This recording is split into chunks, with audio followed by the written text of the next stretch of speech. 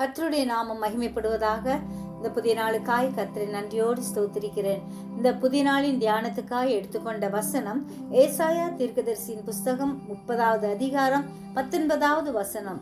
சீயோனை சேர்ந்த ஜனங்கள் எருசலேமில் வாசமாய் இருப்பார்கள். இனி நீ அழுது கொண்டிராய். உன் கூப்பிடுதலின் சத்தத்திற்கு அவர் உருக்கமாய் இறங்கி அதை கேட்டவுடனே உனக்கு மறு உத்தரவு அருளுவார். கிறிஸ்துவின் 2ஆம் வருகையின் போதும் 1000 வருட அரசாட்சியின் போதும் நடக்க போகிறவைகள் இப்பகுதியில் முன் அறிவிக்கப்பட்டுள்ளது. நம்முடைய கூப்பிடுதலின் சத்தத்திற்கு செவி கொடுக்கிற கர்த்தர் நம் கூடவே இருக்கிறார். நாம் நம்முடைய ஆபத்து காலத்தில் அவரை நோக்கி கூப்பிடும்போது நம்மை விடுவிக்கிற தேவன் பெரியவராய் இருந்து அவர் நம்மை விடுவிப்பார். கண்மணி போல நம்மை காக்கிற தேவன் நம் கண்ணீரை துடைப்பார்.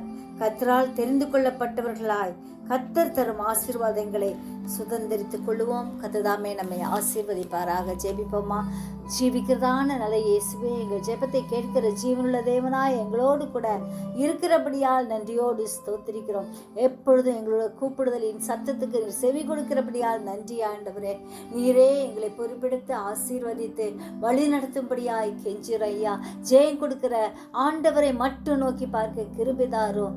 எங்கள் துக்கத்தை எல்லாம் சந்தோஷமாய் மாற பண்ணுகிற ஆவியானவர் எங்களோடு கூட இருக்கிறபடியால் நன்றி செலுத்துகிறோம் அப்பா. நீரே எங்கள் ஒவ்வொருவரையும் பொறுப்பெடுங்க. சுகவீனமாய் பலவீனமாய் இருப்பவர்களுக்கு வேண்டிய பரிபூர்ண சுகத்தை தாங்க. சமாதானத்தின் தேவன் ஒவ்வொருவரையும் வழி நடத்தும் ஆசீர்வதியும். கிருபை மேல் கிருபை தரும்படியாய் செபிக்கிறோம் ஐயா. நீரே எங்களை பொறுப்பெடுத்து வழி நடத்தும் ஆசீர்வதியும். இயேசுவின் மூலம் ஜெபங்கேளும் பிதாவே. ஆமென்.